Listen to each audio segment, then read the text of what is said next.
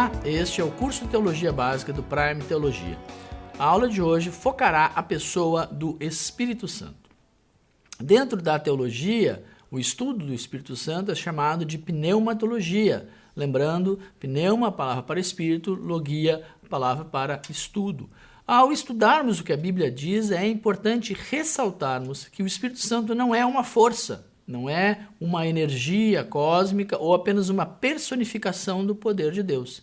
Como vimos na unidade a respeito da Trindade, o Espírito Santo é uma pessoa e a Bíblia fala sobre isso, mostrando que ele tem atributos pessoais. Ele é inteligente, ele tem emoções e ele tem vontade própria. Ele também tem atitudes que são características de uma pessoa. Ele pode revelar, ele pode ensinar, ele pode clamar, ele pode interceder, ele pode falar, ele pode ordenar, testificar, sentir, guiar as pessoas à verdade, convencer do pecado, realiza milagres e ressuscita. Quando falamos que essas atribuições são como uma pessoa divina, uma pessoa no sentido relacional. E ele tem algumas atribuições que a igreja deve reconhecer em relação a ele. Por exemplo, ele deve ser obedecido. É possível mentir para ele. Ele pode ser resistido, ele pode ser entristecido e ele pode ser ofendido. Mas isso não é um impedimento para a percepção desta relação harmoniosa que deveria haver entre a igreja, o cristão e o Espírito Santo. Ele se relacionou com os apóstolos, ele se relacionou com a pessoa de Jesus e hoje ele se relaciona com os cristãos. A divindade do Espírito Santo. O Espírito Santo não é apenas uma pessoa, ele é Deus e possui atributos revelados através dos seus nomes divinos. Ele é chamado de o Espírito de Deus, ele é chamado de o Espírito de Cristo, mostrando essa íntima correlação entre as pessoas da Trindade desde a eternidade. Ele possui alguns atributos que seriam exclusivos de Deus.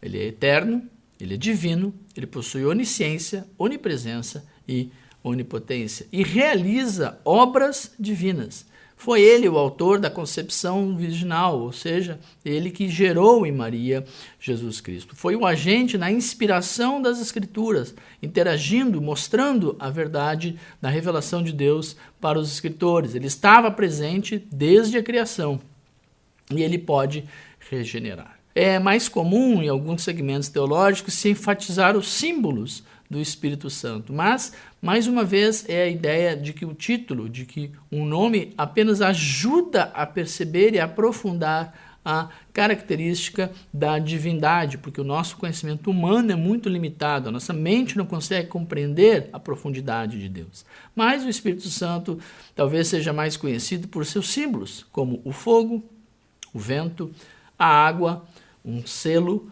uma pomba e o azeite.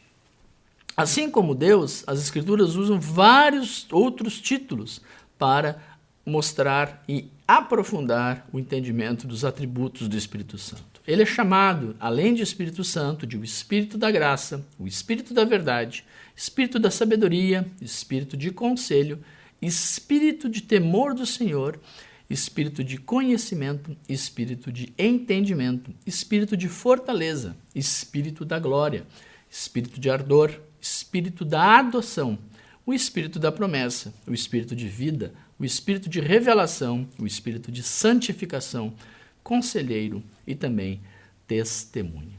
Desde o início das Escrituras, a pessoa do Espírito Santo está presente em tudo aquilo que Deus faz.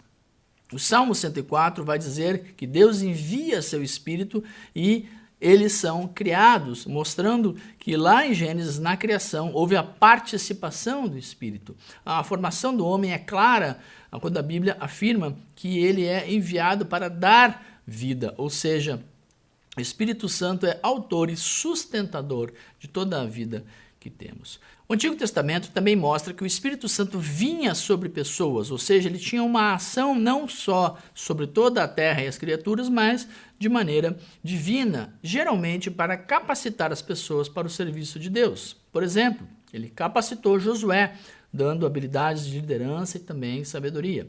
Ele deu poderes aos juízes para libertar Israel dos seus opressores. Foi assim com Otoniel, com Gideão, com Jefté, com Sansão.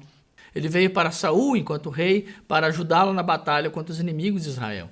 E também sobre Davi, que a partir do momento que foi ungido rei, sempre demonstrou que reconhecia a presença do Espírito Santo em sua vida. Quando pensamos no Novo Testamento, podemos olhar para a atuação do Espírito na vida de Jesus. O Espírito Santo, como já dissemos, foi responsável pela concepção. Ele desceu sobre Jesus na ocasião do batismo.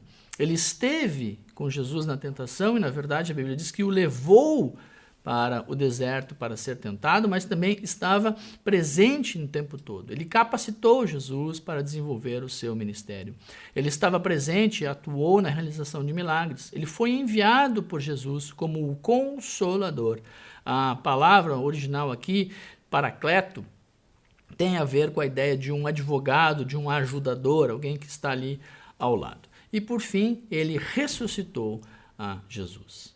Assim como atuou na vida das pessoas destacadas pela Bíblia no Antigo Testamento e na pessoa de Jesus, o Espírito Santo também está presente na vida do cristão, ainda que muitas vezes não haja um entendimento disso. Quando um cristão entende a mensagem e aceita o Evangelho, a Bíblia diz que ele é selado com o Espírito Santo, ou seja, o Espírito Santo passa a habitar aquela pessoa, no que nós chamamos de conversão. Esse assunto será detalhado com mais profundidade na aula posterior.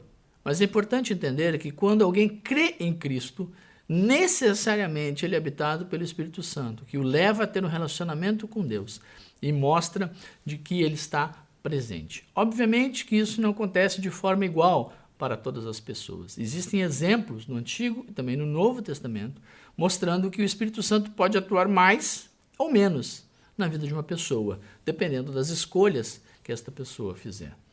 No Antigo Testamento, vemos que ele veio sob Sansão, mas acabou saindo quando Sansão permitiu que o pecado tomasse conta da sua vida.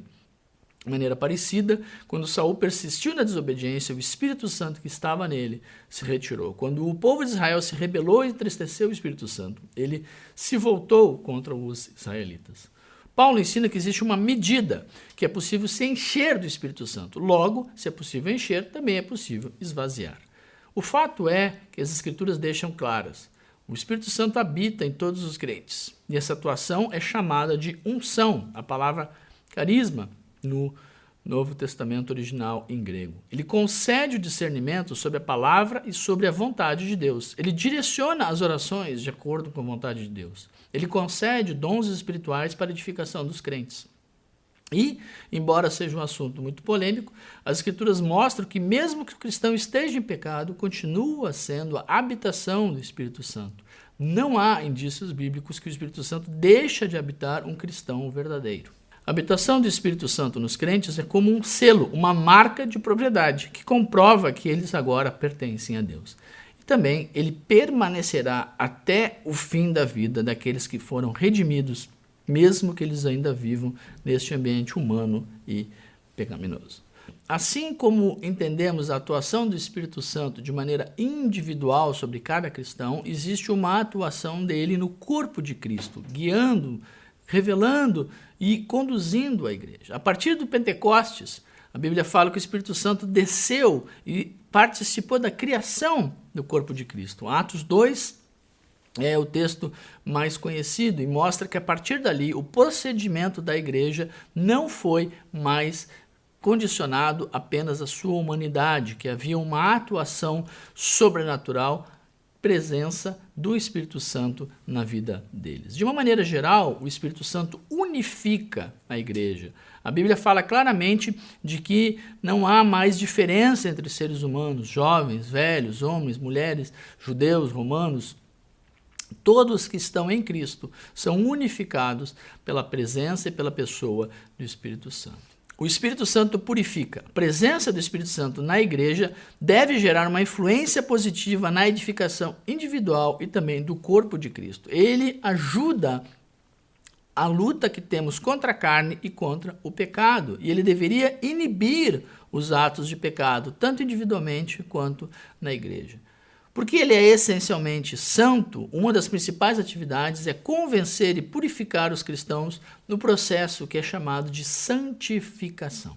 Ele dá evidências da presença de Deus na igreja. A obra do Espírito Santo não é chamar a atenção para si, mas ele busca glorificar a Jesus, dar testemunho dele, não só na igreja, mas também para todo o mundo. A sua atuação é distinta, mas importante, porque ele está guiando o povo de Deus e atraindo os que não eram parte desse rebanho para fazerem parte do corpo de Cristo. É ele que nos dá a segurança. O Espírito Santo é o penhor, é a garantia que temos que as promessas de Deus irão se cumprir em nós através do seu poder. Ele vai permanecer com os cristãos, vai transformar os cristãos, testificando no seu espírito de que eles são filhos de Deus e também de que Deus está conosco. Quando Jesus nos ensina a orar, ele mostra claramente que podemos ter esse relacionamento com Deus. Por isso oramos em nome de Jesus através do Espírito Santo. Ele é o responsável por fazer esta ligação entre as nossas palavras e a pessoa da Trindade. E ele ensina e ele guia o seu povo. Apesar do governo humano da igreja, nós entendemos pelas Escrituras de que a obra do Espírito Santo está sendo feita na igreja e através da igreja. Ele ilumina as pessoas para que possam entender a palavra e ele pode mostrar momentos específicos do que cada igreja, o que cada corpo local deve fazer. Se retirarmos esse aspecto divino, a igreja se torna meramente uma sociedade humana e isso não é o que a Bíblia ensina. Concluímos aqui a primeira parte a respeito da pneumatologia, o ensino do Espírito Santo, que será continuada na próxima lição.